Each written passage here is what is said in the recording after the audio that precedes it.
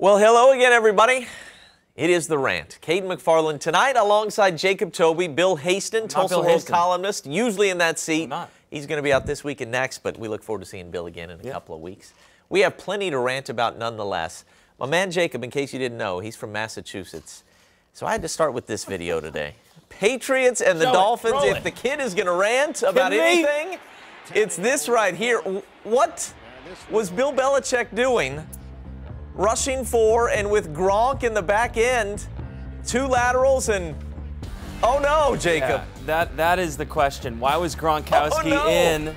He couldn't make the last play tackle. of the game. And they didn't put in Devin McCourty, who's the best tackler for the Patriots, right? He's the star safety for their team. They didn't put him in on that package. Gronkowski, I guess, plays in that Hail Mary package at some points in time, but that's got to stop. Hail Mary. That's got to stop. That's right. That was not a Hail Mary. That was a run, obviously. He got sauced, right? Yeah, that was not fun. And the Patriots have had so much trouble. The Drake. They've had so much trouble in Miami. That's their 10th loss to Miami.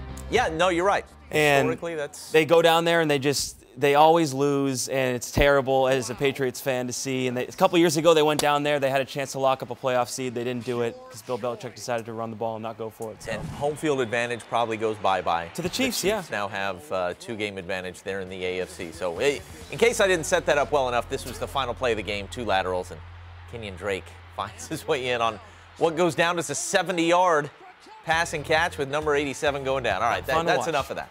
It was a wacky day in the NFL. It continues at halftime as the Rams have only put up 6 points on Chicago. Looks like that'll be a good ball game. So after we're done ranting, continue watching the NFL. As you've probably heard, some guy named Kyler Murray won the Heisman Trophy last night. Who dat? Here are some of the sights and sounds, or the scenes at least. Last night, there he is, mother and father. 7th OU player to win this award. They go back-to-back, Baker Mayfield and now Kyler Murray. Lincoln Riley, 2 years as head coach, 2 Heisman winners. Let's start with Murray as an individual. What a year. Yeah. Back in June, I know we got the news shortly after he had been drafted by Oakland. But when he goes number 9 overall to the Oakland A's, I'm thinking to myself, no chance this guy plays for the Sooners football ever again. He says, no, football means so much to me. I'm not going out like that. I'm playing this year. I'm going to make it special. Then in August, Lincoln Riley had us convinced, at least some of us suckers, that Austin Kendall and Kyler Murray were neck and neck in that quarterback competition. No way in my wildest dreams did I think this guy was going to not only play comparable football to Baker Mayfield, maybe better.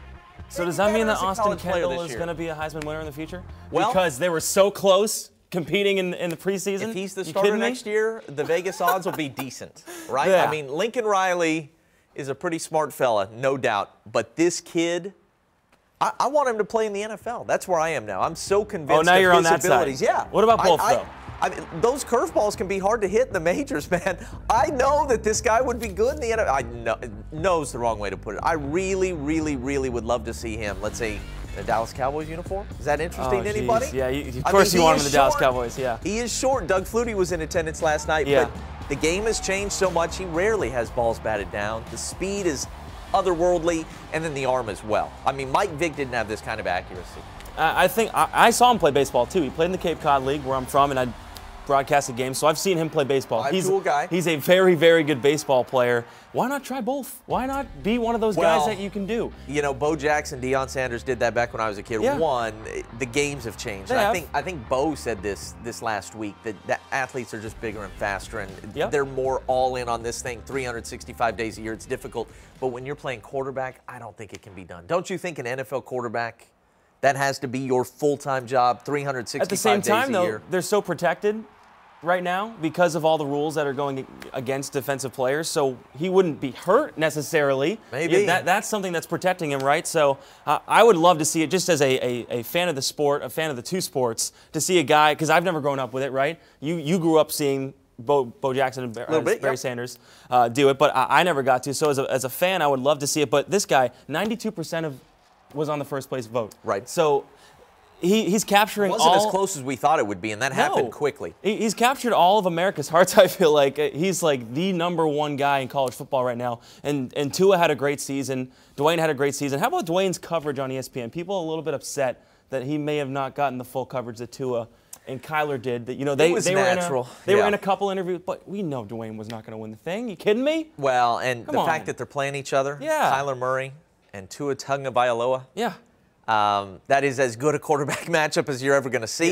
Yeah. The intrigue is off the charts, considering what OU was able to do against Georgia last year. I think most people out there think this OU offense is going to go give Alabama a whole lot of trouble. I do. You put, I'm one of those people. 30, 35, maybe 40 points on them. The question is, can OU's defense come up with any sort of stop? But, I mean, you're looking at some of the highlights here. This was from the FAU game. This was the first wow moment for Kyler, as he was cutting back and just running all around. And that was the first game of the season. This was the first time you had probably ever heard of the guy. Yes. Growing up I doubt up in Massachusetts you knew about Kyler Murray and committing to A&M and everything else. Yeah, but football-wise. Kind of a lasting impression or something that just struck you this year in watching him play ball?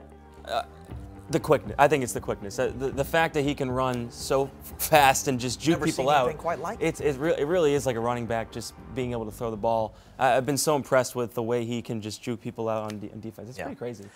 He had so many, probably 4 or 5 touchdown runs of like 70 yards plus. The one versus Texas in Bedlam was and amazing. it's just unheard of. And look, Mike Vick, if you saw him in college at Virginia Tech, the speed was similar, but I'm telling you, the accuracy for Kyler is very, very different than what we saw from Mike Vick. And if you look at the numbers, I think he only played 2 years at Virginia Tech, but if you totaled up passing touchdowns and rushing touchdowns, Vick would not come close to what Kyler had this year. 51 total touchdowns, and we're still counting. So Kyler needs 108 Incredible rushing yards to get to 1,000 rushing yards in the season. He'd be, the third guy to do 4,000 passing and 1,000 rushing. That's pretty incredible. No, the numbers and are that's off why the he deserved the charts. Heisman. He is an incredible talent, the kind of thing that just does not come along very often. And then you pair that with Lincoln Riley, and I mean, that was just lightning in a bottle. They had perfect combo. He was incredible all year long, and we get to follow this thing a little bit further. Now, as far as OU goes, they're behind on statue construction. They're in Norman. They now have 7 Heisman trophies, which is winners, which is as many as anybody. That ties Notre Dame and Ohio State, and I think USC, because I still count Reggie Bush. But they've got 4 in the last 15 years, and nobody can even come close to touching that. No. And Lincoln Riley's now got 2 just as a head coach. How big is this for this program that, I mean, they are Heisman U? Does it help recruitment? No doubt. It has How to, could it right? not? It has to help That said, recruitment. Baker Mayfield, Kyler Murray, they didn't recruit either one of those guys, which is interesting. That is the catch-22. Lincoln Riley will prove it to me when he actually coaches one of his own players to a Heisman. How about that? Yeah, but I say that in jest. As a kid watching Kyler Murray, I mean, you connect with him because he was overlooked as a kid. He's smaller. People connect with that kind of thing. So yeah, if I have skill and I want to go to OU and play football, why not do it? Because there's a good chance that if you're an offensive caliber player, Lincoln Riley's going to make you 10 times better than you are.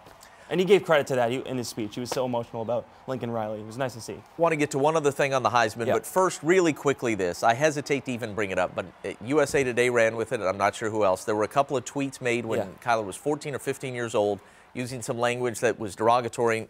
In no way would we want to say that any of that is okay. I would just say on the most special day of this kid's career, for somebody to dig through tweets of his from 5 or 6 years ago, if that's your job, if you were asked to do that, you got a really brutal job. And if that's just you as a person, you got a miserable existence. Shame on you. Ruin this pretty kid. Big loser. You talked to me about it in the office. That's how you spend some of your time. He probably went to bed all happy. He went to bed at like 4 a.m. He wakes up, his phone's blasted because of tweets from 5 years ago. He's doing media, not all night long, but for a very long time. And he wakes up and I mean, I just hated to see the timing of it. It's not that you would ever 2018, endorse people. any such thing. And look, kids, that stuff will follow you around. So please, one, just don't say those sorts of things ever anyway, because, but 2, it will follow you around. Anyway, that's enough. The kids are watching. Take his advice.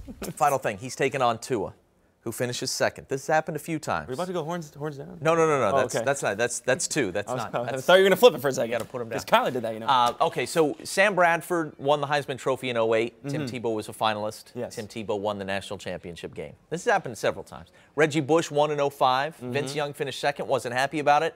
He was the best player on the field in the Rose Bowl in the national championship game as Texas upset USC. The one that fans here, everybody remembers, Josh Heupel back in 2000, last time the Sooners won a national title. Heupel finished second in the Heisman to Chris Winkie, quarterback for Florida State, and kind of a famous moment that so many people here in this state can recall. Torrance Marshall, fantastic linebacker for OU, coming to the center field or 50-yard line for the coin toss, looks at Winkie, at legend has it, I suppose. Legend says, has it. "You got my boys' trophy. We're taking it back tonight, or I'm coming for it tonight." Question is, I mean, it is all fine and dandy right now. There is nothing. I mean, you want to win the Heisman, but a couple weeks from now, when Alabama's got better athletes on defense, and now they've got a little added motivation, Sooner fans a little bit worried about that? If you believe in that sort of thing, if you believe in that sort of thing, I might be a little worried. But I think we all know going in, Alabama has the clear advantage, right? Yeah, no. Look, overall, Nick Saban has sent more guys to the NFL than the entire Big 12 Conference over the last 5 or 6 years. Bill Haston told us that 1 week ago. Yeah. They have a talent advantage. Yeah. Lincoln Riley, Kyler Murray, they've got advantages as well. Marquise Brown and on it goes with that OU offensive line. But Alabama's got more good players. I don't know if 1 through 85, without a doubt. I don't know if this is a hot take or not, but I think this will be Alabama's toughest game for sure. You know, the LSU game obviously was Georgia's a really, really good team. Yeah. But I just think OU's You think that OU offense is the greatest challenge for? It's so good. And I know I've only been alive for so many years. Yeah. It's the greatest thing I've seen on offense. I kind of want to hold off on projections. I have no doubt that OU's offense is going to have some success. I really want to know how healthy is Marquise Brown, because I think if he's not 100% or very close to it, I think OU's got real issues over the course of 60 minutes. They'll have success, and I bet they have success early like they did Georgia last year. But with that defense versus Tua and the Alabama offense, I mean, OU's going to have to put up a huge number if they're going to win this ball game. But I would think. But they put up big numbers already. They have. I'm not going to doubt them because like these guys. No, and if you have Lincoln Riley and you have Kyler Murray, and if Brown plays in his home state, by the way, right? That's got to be good for them. Yeah. All right. Hey, nice job there. Thanks, Jacob Toby. No, we're not done. We're not done. That's our Heisman coverage. But that's my college football. Exactly. You know, exactly. You've done a great job jumping in. You know, back east. We care about basketball, hockey, baseball. Exactly. You know? NBA, NHL. But yeah, nice job. All right. Moving along. What did I have second? You had what do we have? TU? Yeah, thank you very much. I got you. That's right. That's Huge week for the Tulsa Golden Hurricane. People, I got Bill Haston's video notebook to roll. It was Big 12 week at the Reynolds Center. They beat Oklahoma State, and that was 7,100 fans. Crowd was fired up about that. Oh yeah. And then you got the number 15 team in the country, Kansas State, coming into town yesterday, and you beat those guys in a ball game 47-46. Frank Haith. Nice week, man. And you said this was their best week in a long time, I think. And you've been here covering this team. Yeah, I would. So, Big 12-wise. Give me your thoughts on what you saw in the Reynolds Center yesterday, especially in beating the number 15 team. Well, you mentioned it first. The crowds have been really, really good. And I think that's been a big part of why they've been so successful. That student section, like you said before, it was really good. And the defense was pretty good, I think. The free throw-wise, at the end of the game, no one hit free throws. There was about a minute and a half where at the end of the game, they kept fouling, no one hit free throws. TU was lucky that they had the lead there. But I think it was a great win, and the players said it post-game. Seeing the fans storm the court, that's something that they always dreamed of, and that's something that's rare, happened. Man. It's rare. It was rare in college, I guess, but certainly around here for this program, it was a little bit rare. So to see that happen was good. They've got some talented kids on this team. They do. And they go deep. Yeah, Jariah Horn, who comes off the bench, had a really nice game against Oklahoma State. Daquan Jeffries has NBA size, strength, athleticism. Yep. You know, I don't know exactly what his future holds, but you see right there. Yeah. You know, and then Sterling Taplin and Martin Zibanu have the kind of leadership they bring. They're not just veteran players, but I think they're really strong leaders in that locker room. So they've got a nice little mix. And here's what I would say about this. I mean, Frank Haith wins conference games. Ever since he showed up at 11th and Harvard, they've been one of the best teams in the American Conference in conference play, but they've been slow starting. They haven't won a lot of these games in November, December.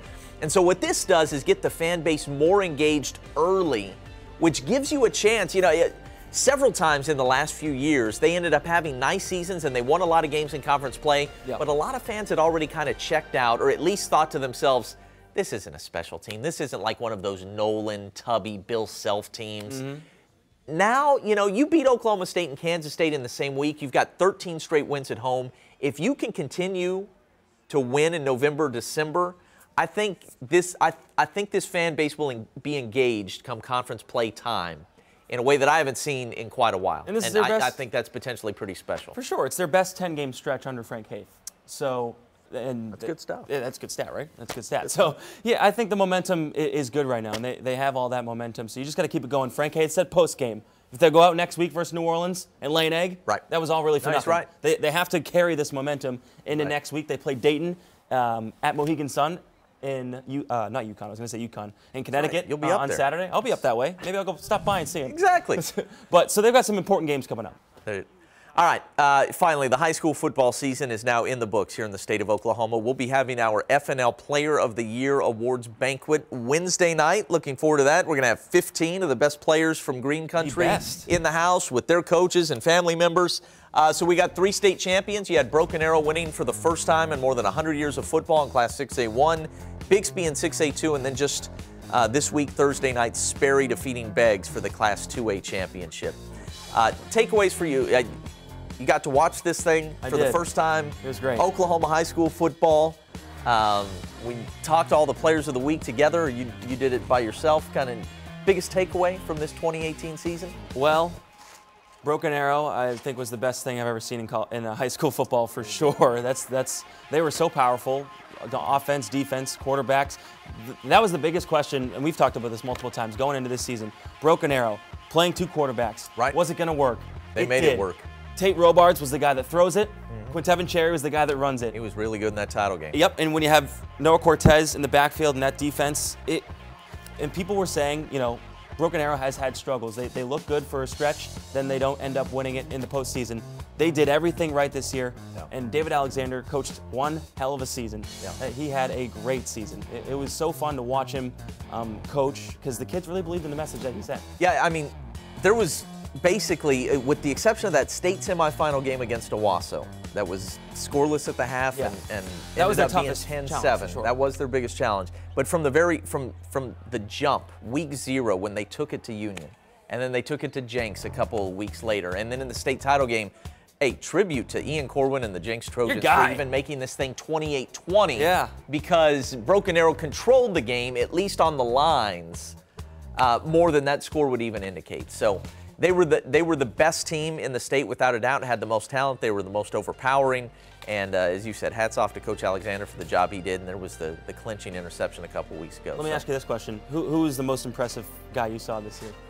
Well, that's a good question. It is a good question. We have a lot, obviously, you know, the 15 players coming in. Yeah, you know, Dax Hill is clearly the best player for sure in the state of Oklahoma because people don't throw his way. I mean, he still had moments of brilliance, without a doubt. And they threw the ball to him more than they ever have. So Dax Hill was the guy who, when he made, I remember him chasing a guy down like 40 or 50 yards and at the goal line forcing a fumble. Slapped it out, he was special without a doubt. But who had the best season? Or just the guy that struck you like the most? You know? Can I cop out and say the Broken Arrow offensive line as a unit? Like, to me, that was that's good, the but most impressive unit I saw all year long. And what they were able to do against Jenks in the title game, when Jenks knew they were going to run the ball, and they just continued to punch him in the mouth, and it was impressive. I think Cherry ran for 146 yards and 3 touchdowns in that game. The Broken Arrow offensive line for me was maybe the most impressive because we knew what Dax Hill was. And by the way, I'm glad I mentioned Dax Hill, flipping his commitment from Michigan to Alabama just yesterday, right? Yes, yesterday on Twitter. Can you blame a kid? No. I mean, I just said Nick Saban sends more kids to the pros than the entire Big 12 conference. Can you blame a 5-star defensive talent for saying, you know what? I think I want to be coached by that guy. Roll Tide. And here's another thing I love about Nick Saban. And we'll sign off with this because I know they've started the third quarter. And I got to say my player, too. Oh, yes. I'm so sorry. I will. No, you go first. All right. Well, on Nick Saban, everybody's looking for the next Lincoln Riley. Of course. Ohio State just did it with Ryan Day, promoting him as Urban Meyer resigns or retires. Everybody's looking for the 30-something with all kinds of energy, the guy who's cool and Sean has McVay in the NFL, exactly. Yep. And more open to creative offenses or wide open offenses. I love that Nick Saban is still ruling college football. Godfather. And I don't know how old he is, close to 70, around that age. And he still manages to stay a step ahead of everybody else somehow. I mean, and how can you say no to him, though? That's the question. That's the absolutely. Real thing. I mean, that's the point. As much as I would love to see Dax Hill stay here and play at either Oklahoma State or Oklahoma, man, you cannot fault a kid. And we already see McLean grad Josh Jacobs, who is the SEC championship game MVP, Tulsa native who's out there doing big things in Tuscaloosa. You can't fault a kid. If you got the opportunity to play at Alabama, it makes a lot of sense. All right, high school. I will say Sevion Morrison. He is athletic. He's long. He's lanky. He plays a lot of sports. And I watched him a couple times live. He made some unbelievable runs. Yeah. Very athletic. He's a good guy. But there's so many good players in the state of Oklahoma, high school-wise, different than Massachusetts. He might just be our player of the year. We'll find out on Wednesday. Find out. At our banquet. Hey, Jacob Toby, thanks so much for filling in.